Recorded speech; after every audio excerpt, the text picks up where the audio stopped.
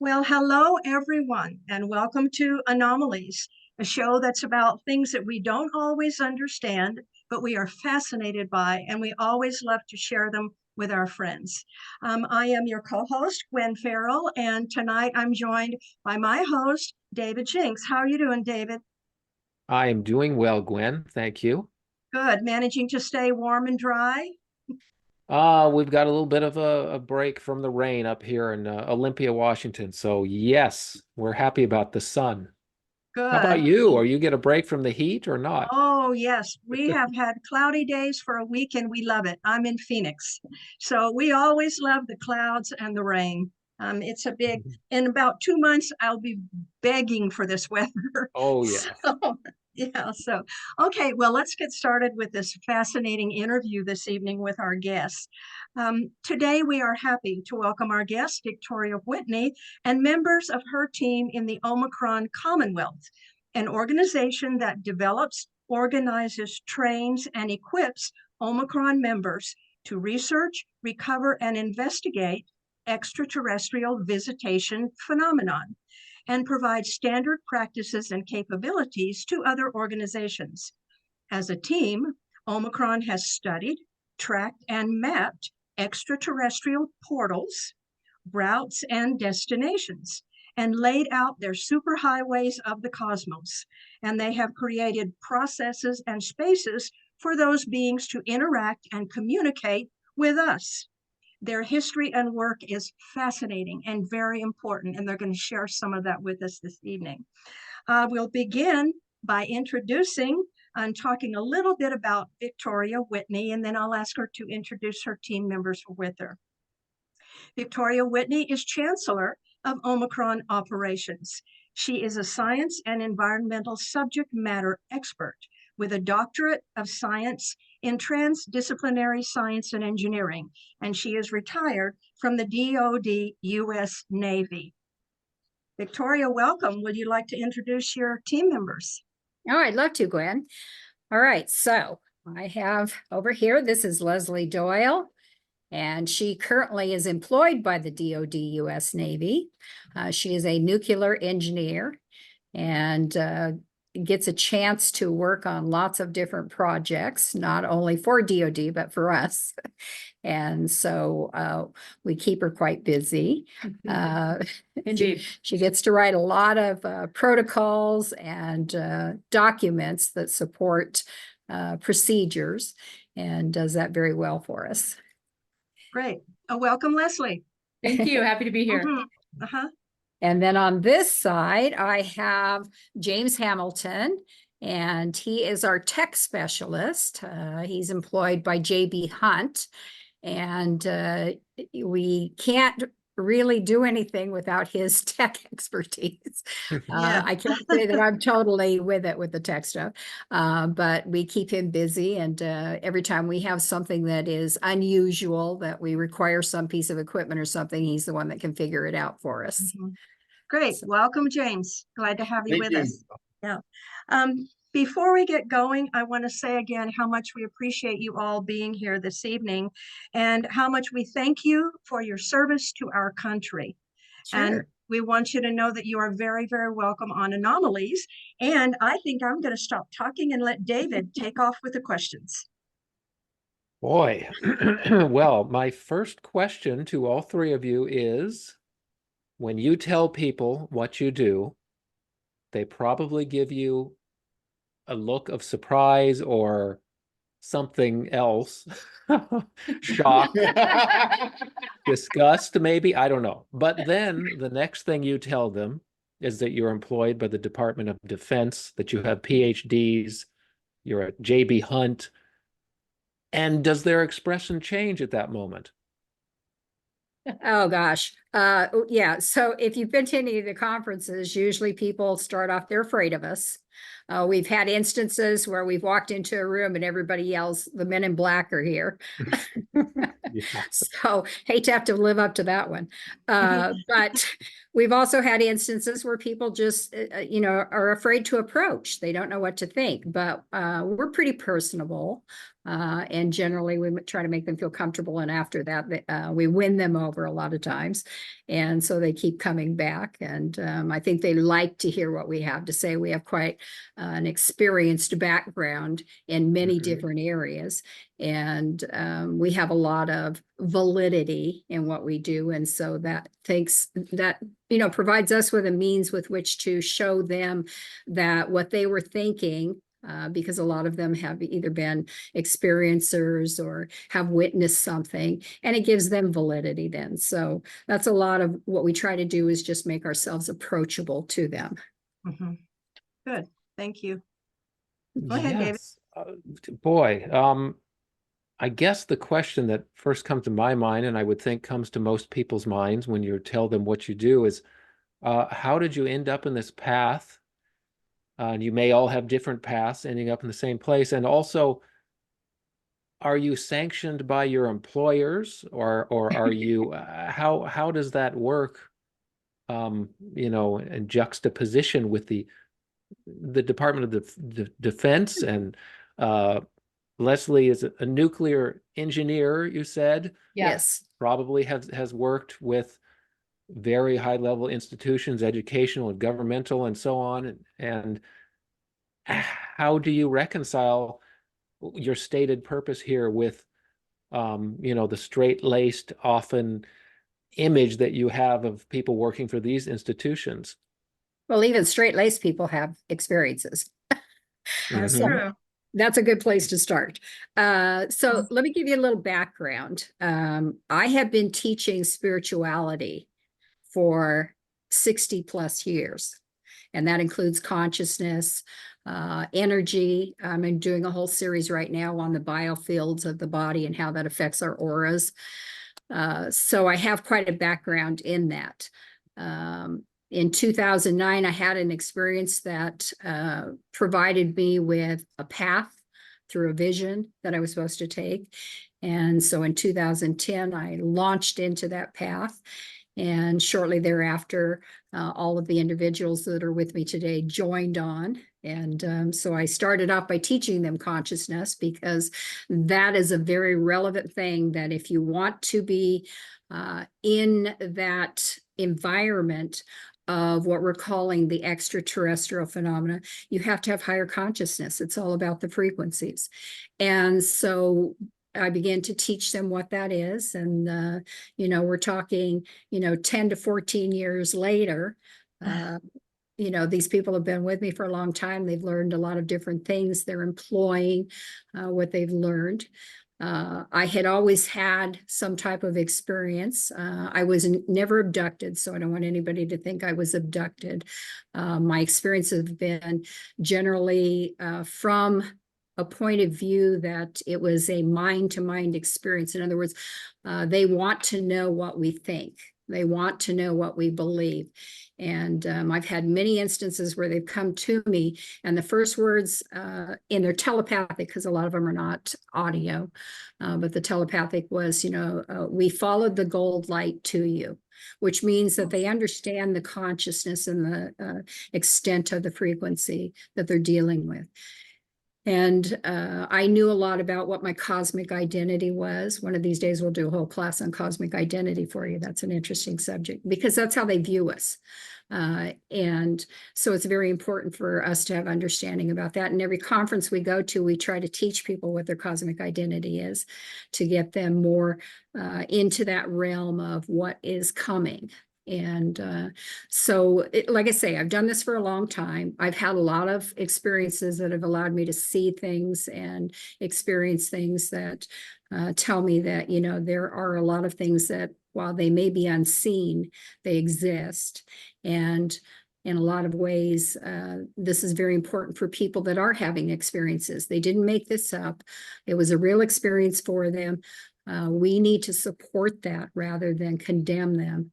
And we need to let them know that there is some reason that happened for them. And it's usually because they were a much more conscious being or a higher frequency in which they can be dealt with. In other words, they don't want to hurt us. And if our frequency is too low, that is their fear, is that through that avenue, they would hurt us. So this becomes very important. So like I say, these people have been with me for some time learning what that is. On the extraterrestrial side, like I say, lots of experiences and the ability to interact. And a lot of times when I have the chance of interacting with them, it is a physical presence. It is not just a remote presence or a conscious presence. I have dealt with them in the physical area. In other words, we can touch, we can talk to them.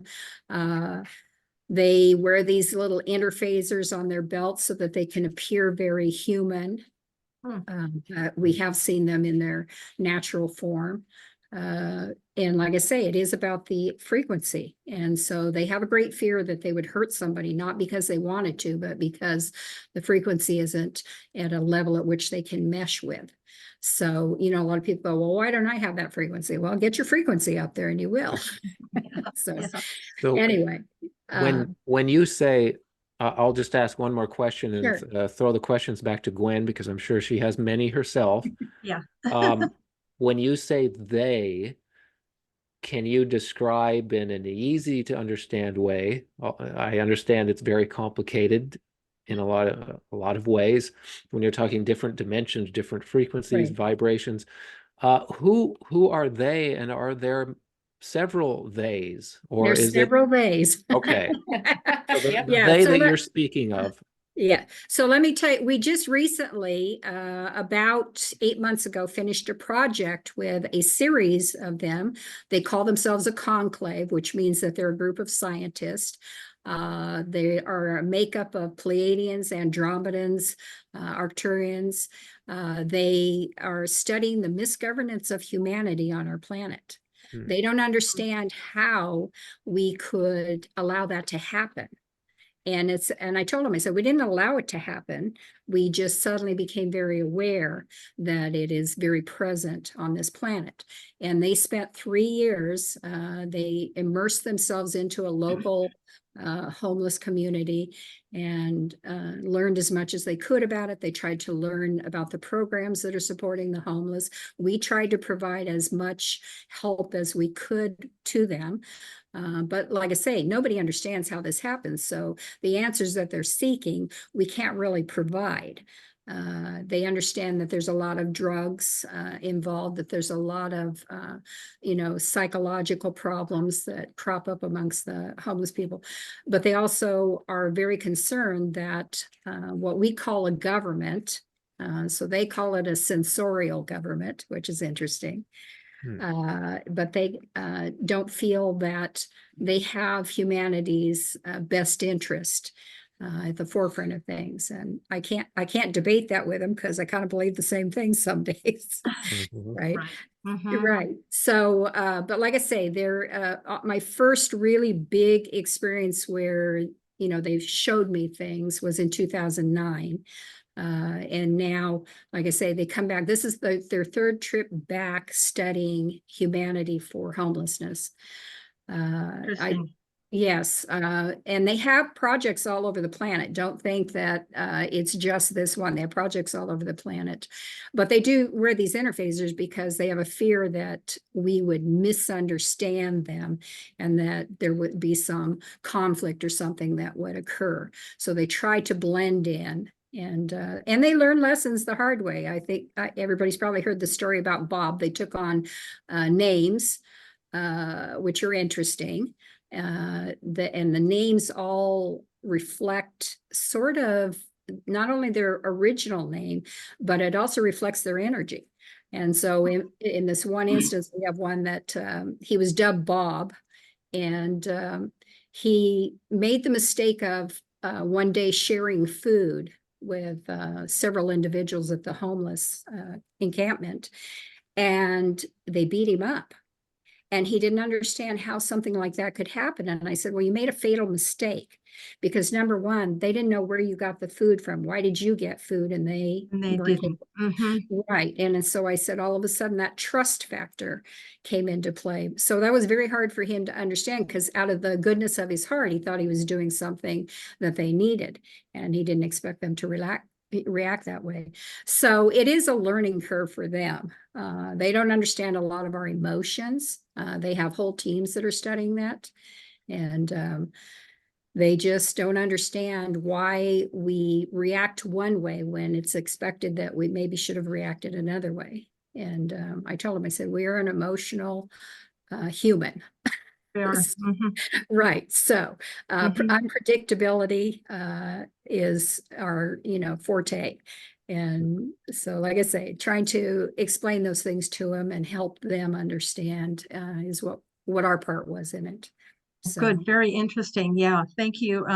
And quite different than what I've heard from some other groups. And I work in the field. I've been working in the field with experiencers for 14 or so years. And David is doing research in the field. And it's different. It's a unique way of teaching and thinking. So I have many more questions. But before we go forward, I'd like to ask Lesley and James if they would have had experiences or how they came to be involved in this organization.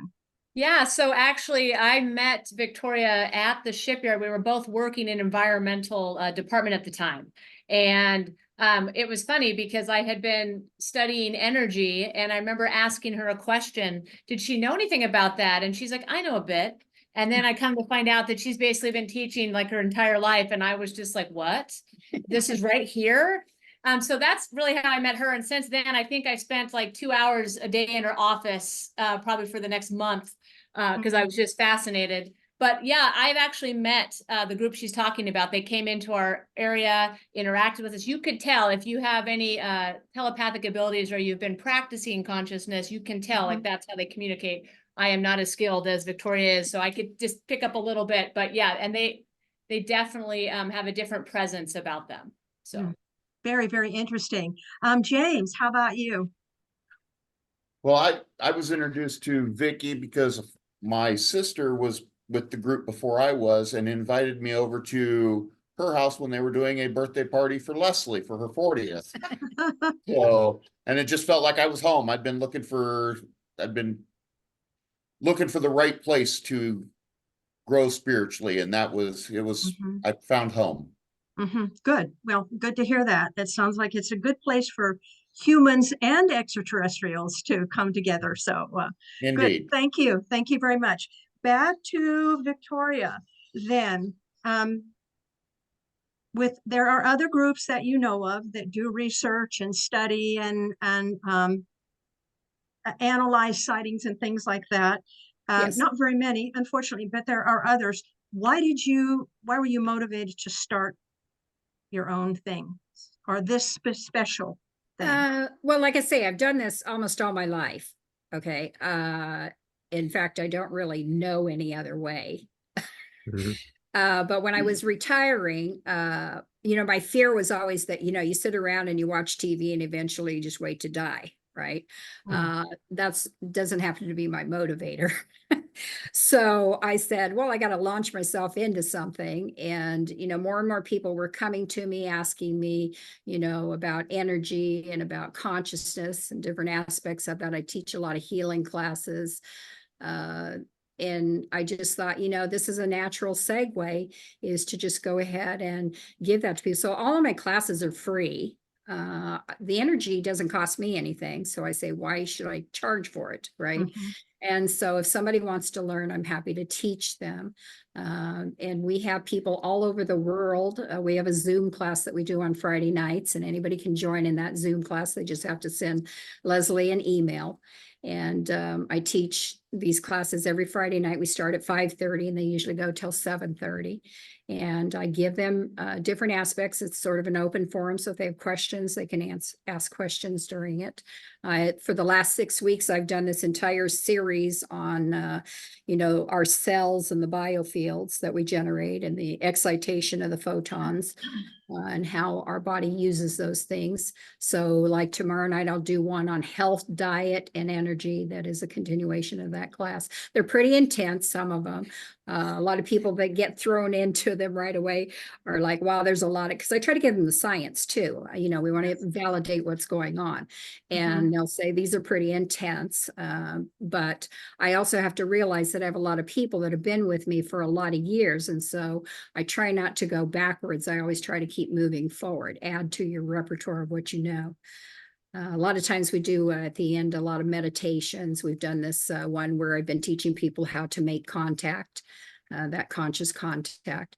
And so we do a meditation at the end that teaches them how to do that. So I just needed someplace to go. I don't want to sit around and do nothing. I want to make sure that I'm using my energies in the best way possible. And this seemed to be it. Great. Thank you very much. Looks like you're doing a fabulous job. Well, I'll try. David? You're muted. There you go. Sorry, I was muted and talking. Stephen Greer is someone who also talks about some of these things.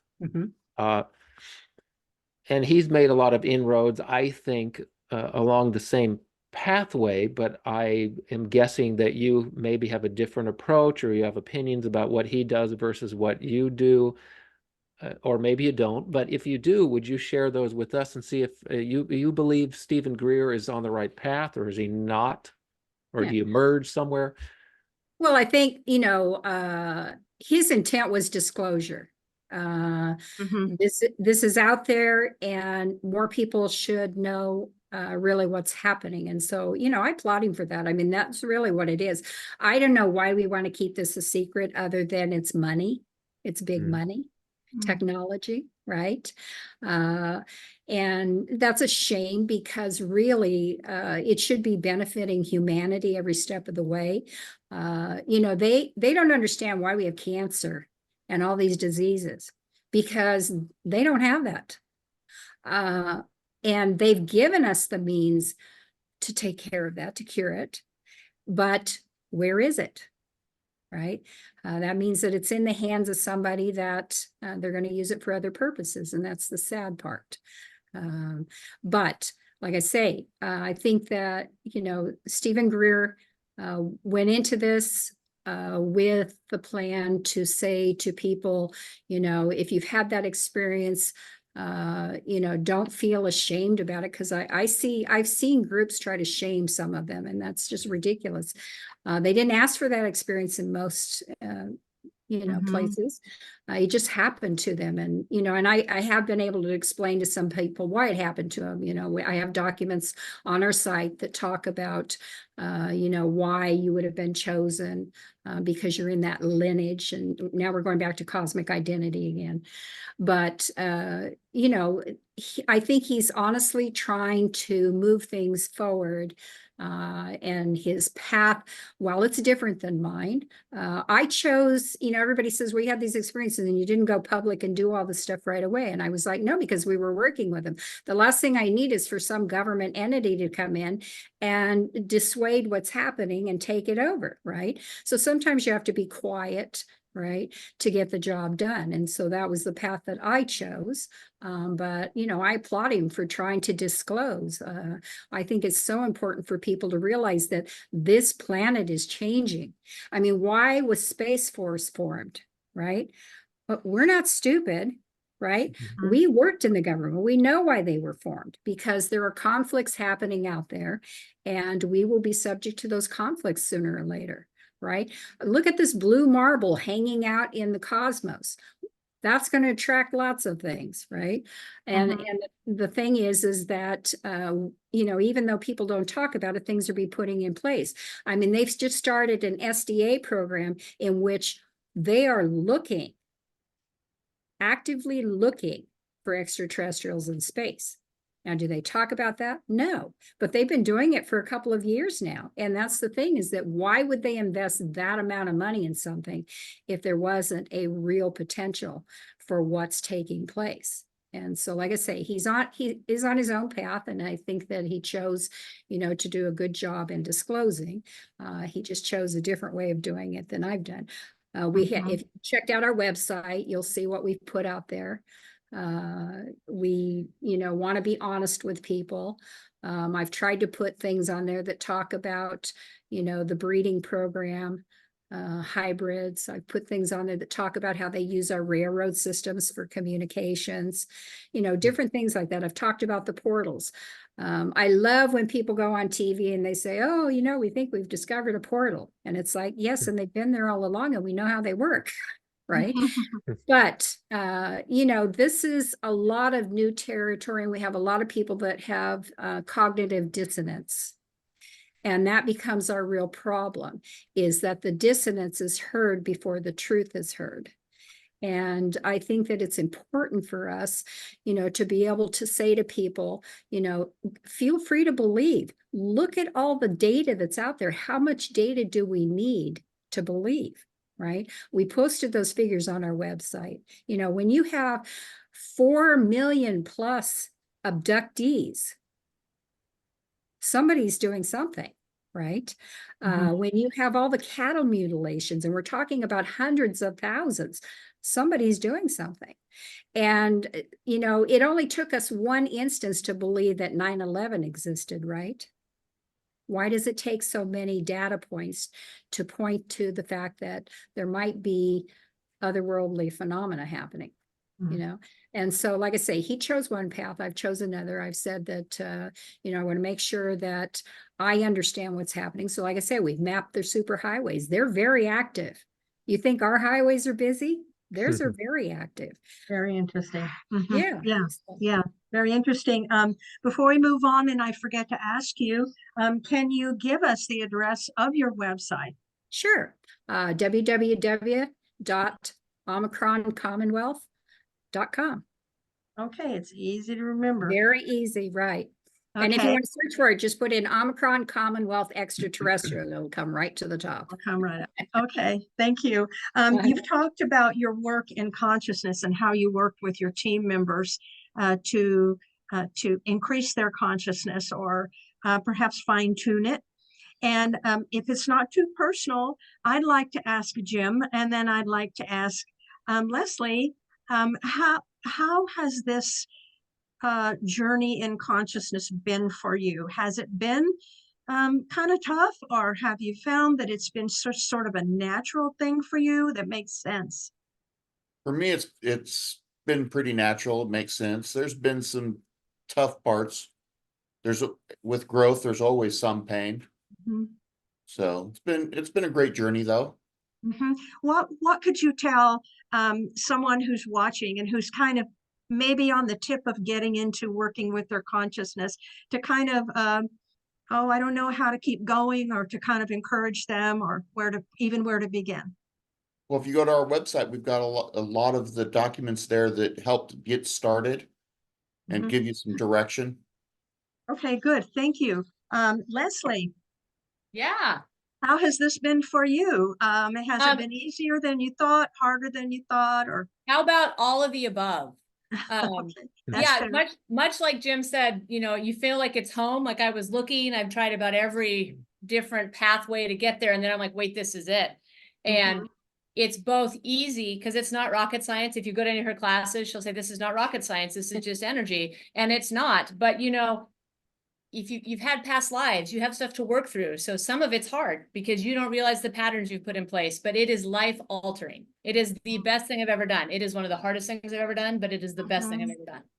Yeah, absolutely life altering, but you have to work at it. You can't just sit on your couch and be like, yeah, I'm going to manifest higher consciousness. It doesn't work that way. You have to put it into practice. So I would tell someone that's starting, trust yourself, listen to your heart, and just put one foot in front of the other.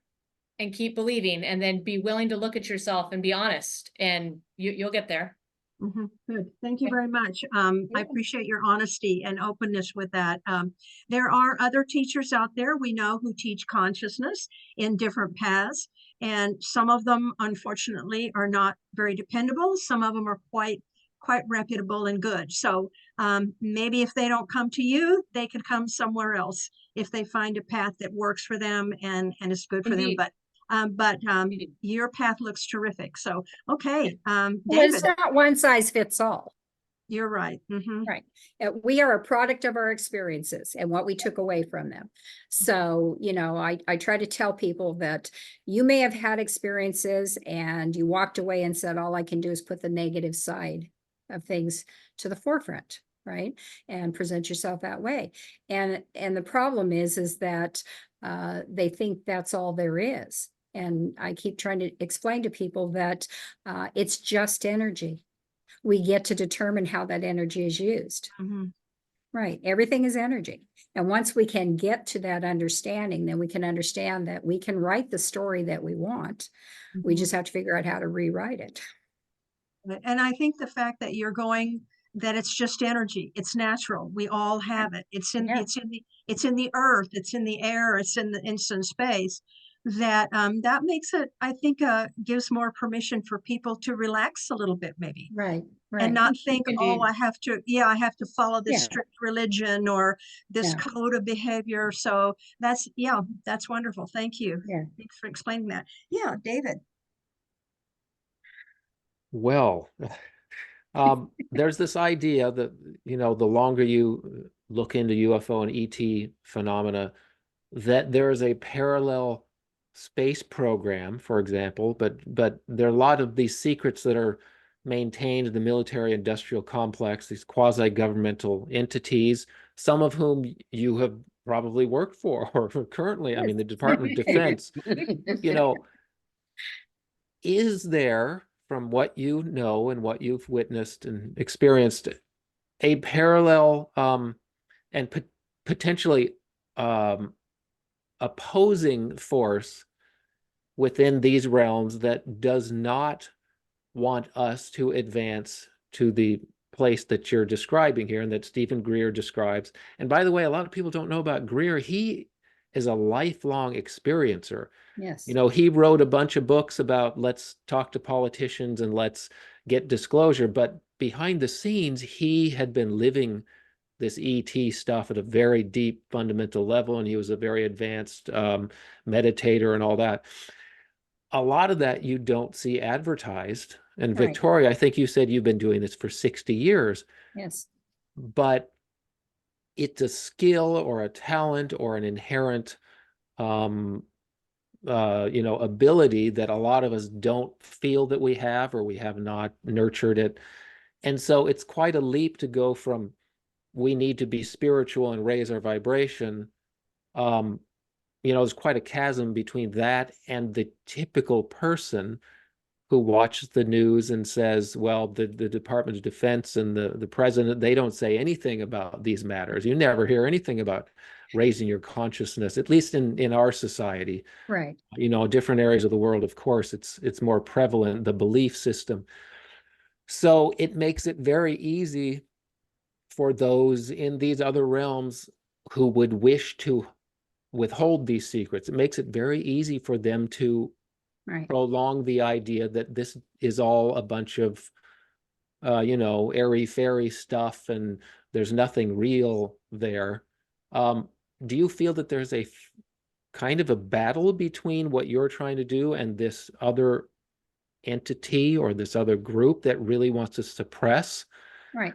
And how do we, assuming we want to go with your side, and I do, I know Gwen does, but how do we deal with this active oppressive force, if it's the way, if it's the proper way to look at it? Maybe I'm wrong. Maybe that's they're playing their part in advancing all of us too. But could you comment about that whole mess that I just brought up? Sure. So let me start off by saying this. If we had no secrets, we wouldn't have any need for a military industrial complex. True. Right.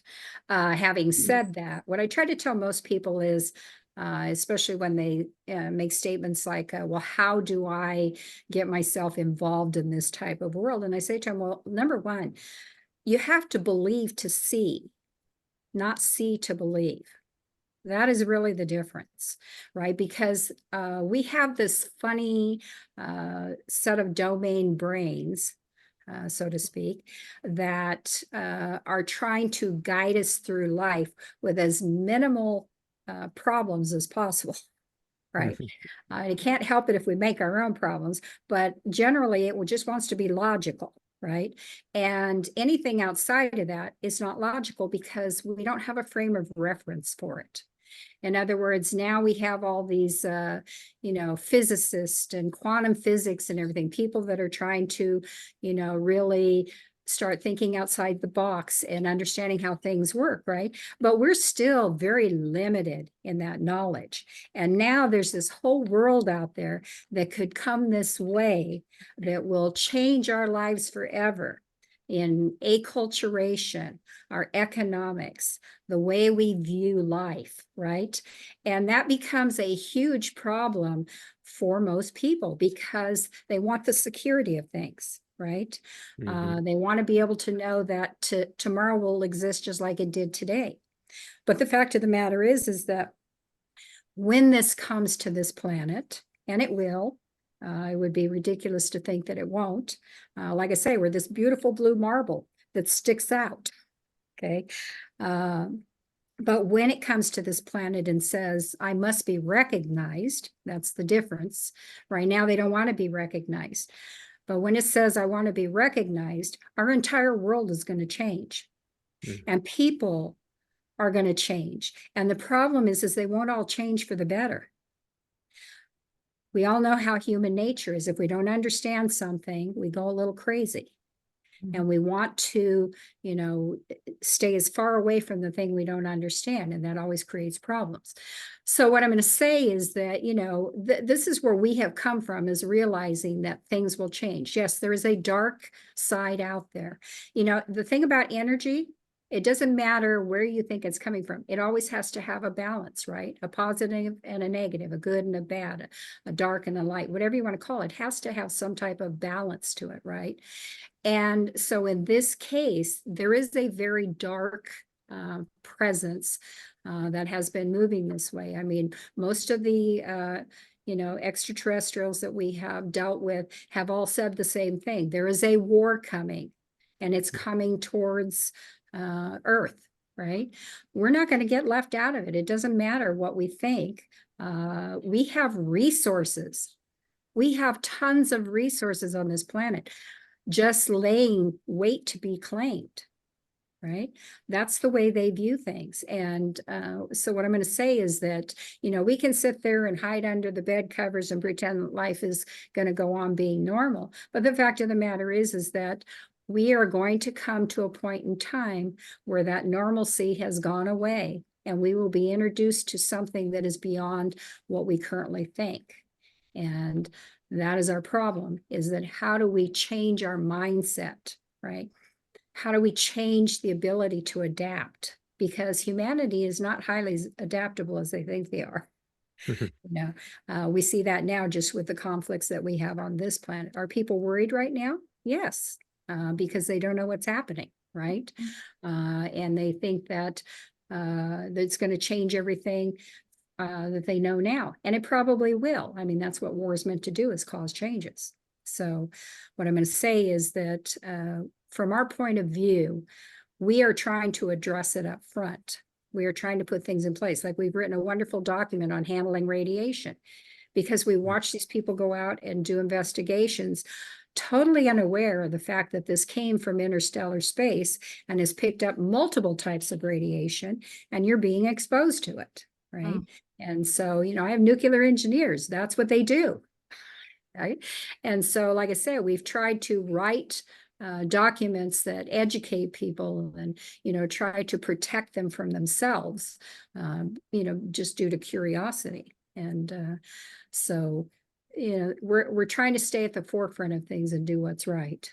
Well, I've got a question, sort of a follow-up, and then I'll throw it back to Gwen for Lesley, who is a nuclear engineer. And I want to know, Lesley, do you see on the horizon a new energy source? I mean, a truly different new energy source. I know there's kind of a gold rush in the nuclear tabletop fusion, you might call it, going on right now. There are dozens of companies.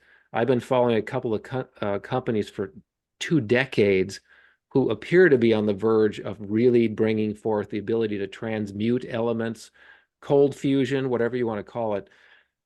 And it seemed just on the horizon.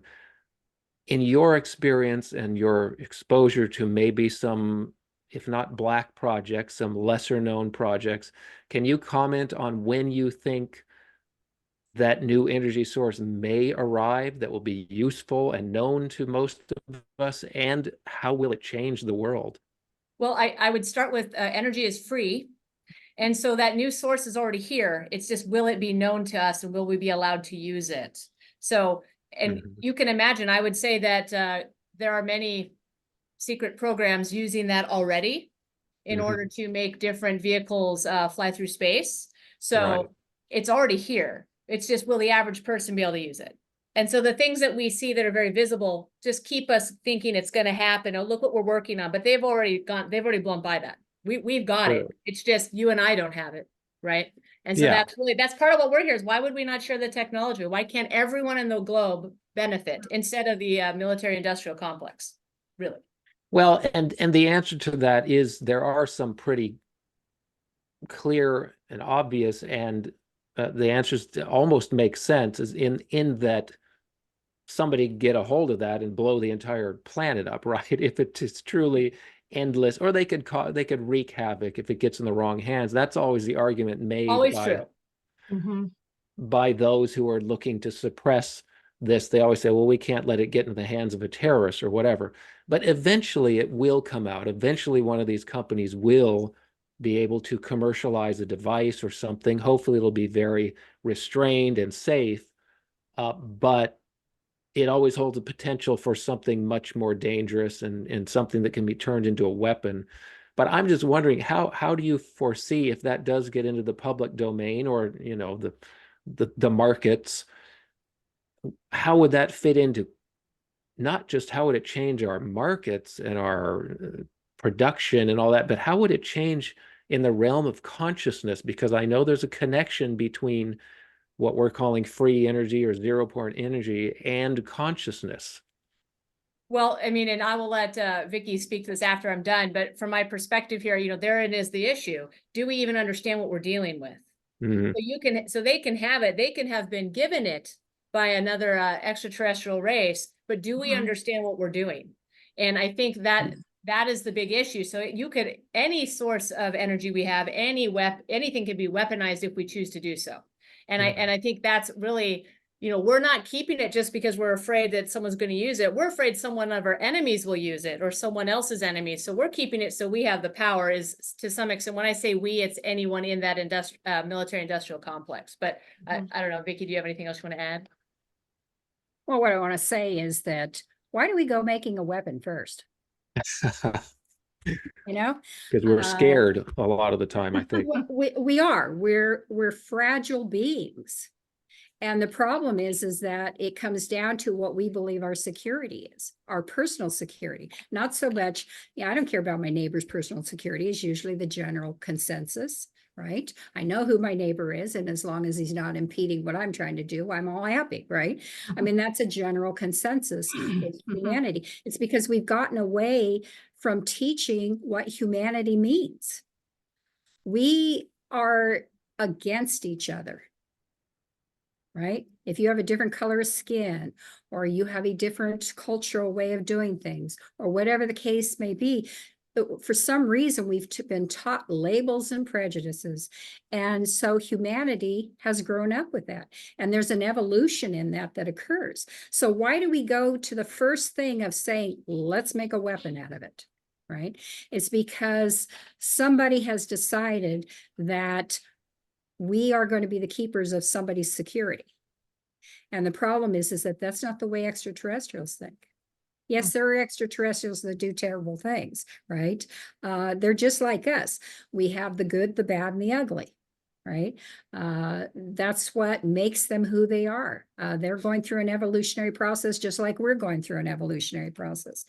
But I want to say something really interesting when you were talking about the energy. One of the key shapes that we have seen driven through everything that they do is the hexagon. If you start looking around, like start looking at our movies, how many of our movies show a hexagon in it? How many of our commercials are showing hexagons in them? How many of the commercials for other companies show that their buildings now have hexagons on them, right? That is a very important shape when it comes to energy, because it's a perfect shape. And they know that. And so when you look at a lot of their technology and everything, it is based on hexagons. And I think that it's because we don't have a full understanding of its capability, is that we haven't arrived there yet. But when we do, it's going to change the way in which we view our technologies and our energy. Interesting. Thank you. Yeah. Gwen? This technology is fascinating. Yes. I want to step away from that a little bit and get more back to the experiencer, or Sure. the people that I work with a lot. And one thing I was going to ask is, are there bad ETs? And you Yes. kind of just went there and mentioned that yes, there are, and just like there are bad human beings. Yes. So, but obviously the beings that you are working with are here for a beneficial purpose for us, but also for them. There is Right. something in it for them. And what is that? Well, so let me back up for just a second. I have met both sides. I've seen bad as well as good. The bad ones are very afraid of me because my frequency is so high. So they can be hurt. And it wouldn't be my intention, because, you know, there's some understanding that needs to occur there. But so they tend to stay away from me, which is probably a good thing. But yes, there are some people that have had some very bad experiences. And it is their lack of understanding, right? They don't realize that they're hurting an individual because they don't understand that aspect of pain. So, you know, I've healed a lot of people. I've gone to conferences where people have come up to me and said, I had an experience, it was terrible. And I will say to them, well, do you want to be healed? Or, you know, because it has to be their free will. And usually they'll say, you know, I'd love to be healed. And so I'll give them a healing. And 9 times out of 10, they'll come back the next day and said, I feel just like this entire burden has been lifted from me. And, you know, because it's just energy, right? But yes, there are some very bad ones out there. And, you know, we have to wonder what they're doing here. They think of this as a laboratory, and it has lots of, you know, samples in it. And guess who the samples are? Yeah. Guinea pigs. Right. What I want to say is I wrote a document on there, you know, to help people that are dealing with abductions over and over again. So, you know, you have to understand the brain. It is our corpus callosum that they are attacking when they come into that situation. That is how they paralyze an individual. That is how they move them up into, you know, a different realm of the sphere. In other words, taking them to a ship or whatever the case may be. It is through that corpus callosum that they are really attacking that individual. They have entire control over them, although the individual can still understand what's happening to them. And so I try to get people to understand that. And there's a couple of little things that I put at the end of the article that say, you know, you can try this method so that they can't reach your corpus callosum anymore by sleeping with, you know, one of the electric mats under your head or something, because that disrupts those waves that they're sending out. You know, for some people, it is a very bad experience. Other people, it's not such a bad experience, and so they don't mind it. I can't say that I've had a bad experience at all with what's happened. I mean, it's been very intelligent and eye-opening, and, you know, I appreciate those moments, but not everybody's had that. So, you know, I understand. I like to listen to people when they, you know, tell me what's happened to them. And there again, I'm happy to heal them if they want a healing. All they need to do is ask, because it's just energy. You said that you've been doing this for a long time. Yes. So and yet you didn't have the contact until 2009. Well, I Uh, had other contacts when I was younger, but Okay. you know, not and like I say, I've never been abducted. It's always been contact in which communication occurred. But you know, when you're little, I mean, I did that when I was 5. You know, you look at something like that and they're boring because they want to know things that a 5-year-old's not interested in. Mhm. Right. Yeah. Uh, Mhm. and then you know, you move up, you get to be a teenager. We all know how many teenagers have hormones and you know, what's important to them. And while they want to understand that, you don't want to give them the time of day, Mhm. right? It's just another type of adult, right? Mhm. And so really those are the things that happen for me, is that they were seeking information, and I had to reach a point where I was willing to share information. Yeah, my question, I think, is going to be, so your whole life you feel you were prepared for this? Or Yes. do you feel, okay, so you don't think it was just a random thing, uh, where they came down and something happened and you could hear them? But No, this is not some at all. lifelong thing for you. Right. So we talked about the cosmic identity, right? I'm what they call a yellow cosmic warrior. So Okay, that's the high end of the spectrum. okay. And so, you know, they, like I said, the first thing, every time they've come to me, they said, we followed the gold light to you. And so, you know, it means that you were chosen. And I've had past lives where it's happened over and over and over again, Mhm. that they come, they want information, and I seem to be the one that can, you know, provide that means for them.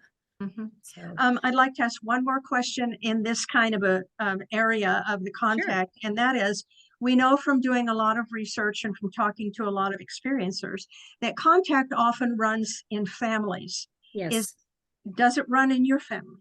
It does not run in my family, but I'm what they call a walk-in. So, you know, people used to say, oh, it's a DNA thing. It is not, it's an energetic signature. Okay. Okay. So it does run in families. If you all have the same somewhat energetic signature, yes. Mhm. And it isn't usually consecutive people, right? It is usually, you know, it skips a generation, or it skips a Mhm. sibling or something, right? Mhm. So it has to do with that energetic signature. I mean, that's the only way they really see us. They don't see this physical manifestation. They see us by our energetic signature. So that's what they're looking for.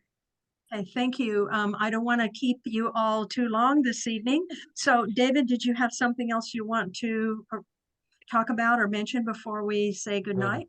another giant can of worms that I'd like to open, you mean? Sure. Sure, Gwen. Is this, is this could this be considered a battle for our souls? Perhaps that different factions of the ET, whether they're interdimensional or physical or both at a certain time, do you think that humans have something special in that way, in the form of a soul or something like that, that others do not have, or they don't have naturally, they can't achieve as well? And are we the subject of some sort of battle out there? Well, we are. And, you know, here's the thing, we're not the only humans. Okay. And we are unique. We're a complex system, where a lot of them are not as complex as we are. There is a battle happening, and you're going to find that there are species of grays that they are no longer able to procreate. And they are in fear of their species dying out. And so we've become very important to that, because we seem to be like rabbits, right? We can procreate over and over and over again. Mhm. But we also have this unique thing about us, which is this soul. In other words, we are an eternal energy. They are not, in many cases. And that's because they were probably created, you know, in a different way. And so, like I say, there's a lot of gray species out there right now that are suffering the loss of their civilization. And so, yes, hybrids is a very big program for them. And that a lot of people are being abducted and experimented on, because that's what they're looking for, is that soul. And I've had, you know, when we've had conversations with many of them, we've talked about that, and they don't understand what that soul is. right? Mhm. They just know that we are unique. And, you know, if you want to attribute it to something, you don't want to say, well, I have a unique brain or I have a unique heart. That's just components, right? But Mhm. we do have a unique soul, right? Which is the sum total of who we are. And they just don't have an understanding of what that is. And I've heard of, you know, some of them where they've taken people and really dissected them trying to find that soul, right? Mhm. And it isn't that, you know, I've explained to them, it isn't a physical thing. That's the problem, is it isn't a physical thing. It is our, you know, really our intelligent energy that's flowing through us. And so that, And do how are you the going to bottle that? yeah, do the hybridization programs, as far as you three know and your experiences, do they result in the kind of things that these races hope for, or are there a bunch of failed experiments? I mean, can you grow a soul with a hybrid? Right. They haven't been able to accomplish that yet. What they've been able to do is, you know, they do a lot of DNA, genetic experiments. They understand that very well. If we knew half of what they knew, a lot of our life diseases would change down here. But it's interesting because they have produced hybrids, but it hasn't been the effect they want. They've produced hybrids that have, you know, phenomenal powers. The ability to, you know, think beyond, you know, when you see a 5-year-old that's doing quantum physics, right? And where did they learn it? It just is inside them. They Mhm. already know it. When you see a 5-year-old that can teleport themselves from one spot to another, right? How many 5-year-olds do you know that can do that, right? And so they've really been able to capture some phenomenal things in these hybrids, but it isn't the one thing they're looking for, which is a soul. And like I say, it isn't a physical thing. It's not even a DNA thing. And so that becomes the problem, is that, you know, you say you're looking in all the wrong places, but how do you describe that to somebody, right? Because a lot of them would not know what consciousness is either, because of the world that they, you know, are operating in. Mhm. So, like I Mhm. say, there's lots of programs out there. There's a lot of them that are doing different things, but are they successful yet? Not yet, because they haven't found that soul yet. Mhm. Okay, well, I know we have to wrap it up here. I could go on and on, but I want to have one last question to any of the three of you. Sure. You mentioned the Space Force, Victoria, Yes. uh, and also we have an outer space treaty which has been in force for decades. And does any of that matter, do you think, when we're talking about these things? I mean, does it make any difference to have those sorts of supposed agreements between different countries? Well, let me say this. If you're on the side of light and you say everything I do is for the benefit of myself and others, or whatever your terminology is, then, you know, you're going to look at things in the good light. But that doesn't mean they do, that are on the dark side, right? Mhm. And so is this preventive measure? Well, I don't think it's preventive measure, because it's been there for some time. We're past that point. What it is it's saying, get ready to participate in a larger universe. Right now, we're pretty small on this planet, right? Mhm. Mhm. When we take this planet and we open it up to the universe, everything we know will change.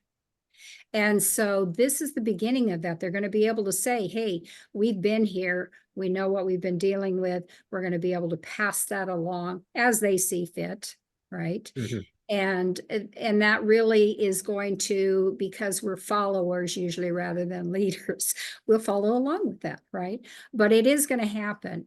You know, there's just so much that they're not disclosing, right? And this is a bigger world. And I'm not just saying planet Earth, I'm saying the universe. We are already part of it, whether we want to be or not. So Thank here we you. go. Before we go, there's a question that we frequently like to ask on this show to close out the show. And if any of you would like to address this, we'd love to hear you. And that question is, looking at the world around us, what's happening today, your life experiences, your knowledge, how do you think humanity is doing? And do you think we're moving in a good direction? Some people say, nope, we're going to have to just start all over from scratch and we're not going to go anywhere. Some people say, yeah, we're doing better. What do you three think how are we doing? Well, let me say this. I write lots of articles on this subject matter. We have to draw lines around our humanity because we're products of our environment. We're products of our cultural upbringing, right? We don't tend to have understanding at the forefront of everything, right? So what I would say is that we are closer to civil wars amongst certain areas, and other areas are excelling. So, we try to keep track of this, and I have looked at it and said about 0.02% of the population is really striving to wake up and get higher consciousness. That's very little of our population, right? And then as we begin to look at, like I say, there's good, bad, and ugly in everything. So the problem is, what do we focus on? We focus on all the bad things, the negative things, right? So what are we manifesting for the planet? Bad and negative energy, right? And the thing is that poor 0.02% can't get enough energy out there to swing that vote, so to speak. So, it isn't because people intend to be that way, but the energies that they're immersed in, day in and day out, drive them to that point. So, we see happening all around us, driving's getting worse. People are having less tolerance for each other. And that's that negative energy that is beginning to drive behaviors. So, while I wish there was better hope for humanity, what I'm going to say is that we never come together unless it's for a very epic event. And I think that's what it's going to take to bring us together, is an epic event. An epic event. Many people are saying that. Yes. I'd like to ask Jim, what do you think? We'd like to have your opinion. You think that we're moving in a good direction and there's hope for us, or do you think we're going to have to kind of start over at some point? Well, I agree with Vicky that it's going to take an epic event to turn things around. I spent a lot of time on the road. I see a lot of the negativity that's out there and the impatience and the mindlessness, which we talk about a lot, just people not engaged in what they're doing. And it's going to take a lot to wake them up. But you think that we might see that, or do you think it's going to be further down the road than we can see? Well, the potential's always there. So it's what event is going to precipitate that. Okay. All right. Thank you. Lesley, you want to end our conversation here? How do you think humanity looks? Well, I mean, I share a very similar sentiment. And I would say that it's the same idea. I very strongly believe it's going to take, nothing brings people together like a common enemy or a big epic event. And I think that you see the best in people when that kind of thing happens, despite what's happened, what's around them. So I very much believe that we're in that same situation where the majority of people, whether from conditioning or just, life in general, aren't looking. And so like Vicky said, it's a lot of negative energy, and it's going to take something pretty mind-blowing to get them out of the cognitive dissonance to make a positive choice for a different path than they may not even know they're on. So that's really that lack of awareness or mindlessness. So okay, yeah, thank you for your opinion and your honesty about that. So it seems like maybe what we should be doing is thinking about how we can be more positive, how we can raise our energy to be prepared for whatever happens. And even if nothing happens, we'll still be happier, we'll still be healthier, and we'll still have. Indeed. So what's better than that? So well, thank you guys so much. We have really enjoyed having you here, and we would love to have you come back again and talk. I'm definitely going to take a close look at your website and your documents that you have out there, and we maybe want to have you come back to discuss some of those things. if you're willing to do that at some point in the future. I think now before we close, David, do you want to just kind of give us our upcoming interviews that we have? Yes, and I do have one more question Oh, for the yes. group here after I Sure. talk about our next guest, who is Denise Stoner. She'll be with us talking about Men in Black, I believe. Is that correct, Gwen? Yes. That'll be February 10th. That's only 2 days from now. So Robert Farrell then will be discussing the Peruvian mummy controversy.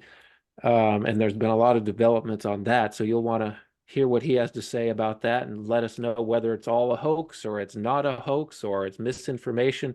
There's a lot of stuff to learn about that. That is the 19th coming up in February. The last question I have for you three is the uniforms. Who came up with the uniforms? What is some of the symbolism? We can't, it's hard to see in this small camera window here. And also, are you recognized as some sort of de facto space force among the entities or the beings, the consciousness that you interact with? Well, what's interesting is like I say, in 2009, I had this visitation from them, and they showed us what Omicron Commonwealth was meant to be. And at that point, they want it run as, the closest thing we can identify as a military entity. Okay, not having different governments and different ways it should be. And they also use, they don't use money. You're of value no matter who you are. And that is the way they view things. So whether you're an entertainer or an engineer or whatever, there's some value to you. And that is their currency. Okay. So they showed us all of that. We chose, my colors have always been black and gold. It just is part of who I am. And so I designed everything around what they showed me based on that, because I felt that they gave this to me for a reason. And so I'm chancellor, not I didn't go in there and say, oh, I think I'll be chancellor. They said, you're dubbed chancellor. And I received a download. They gave me this little clear disc that they put on my forehead. They gave me an entire download of, everything that I was meant to accomplish. So we're not a legal entity yet. In order to be a legal entity, you have to have a charter or constitution. We have that. You have to have a flag. You have to have a seal. You have to have some type of infrastructure in place, such as your policies and laws and things like that. We've pretty much got most of that in place. The biggest thing is you have to have 20,000 members. Wow. Yes. Yeah. So we have a ways to go on that one, right? But, I have left it to the goodness of the light to say that this will happen. So anyway, our uniforms reflect our positions. We've all got a different rank. And we have what we call this world bridging environment that they created for us that allows us to interact with them. And it reflects how they do business. And so this is how we've structured, that's our infrastructure for where we're driving everything. And so she has the unit that's transdisciplinary science. I have the military service corps. Jim has assets and distribution. We have one that has genetics and medical, one that has protocol and liaison, which is getting really worked up these days. And then we have one that's immigration and welfare. And then we have one that's exopolitics. And this reflects what they have already. And so we're creating an interface with them so that we can start conducting business in a like manner. Yeah. Well, I hope someday we are looking at your organization, your space force, so to speak, up on a podium somewhere, making the announcement to all of humanity that, contact has been made. It's time to join the Cosmic Federation, the Galactic Federation. They call it the World Galactic Federation. Yeah, and it's far overdue in my opinion, and I'm sure in yours, and we need to get there somehow, some way. And you are, I think, helping us move in that direction. So kudos to trying you, my and thank you best. for joining Yeah. us. We'll hope to see you again. Yeah, well, we'd love to come back. We appreciate you having us on your show. And, you know, anytime that you want to talk with us again, we're happy to do so.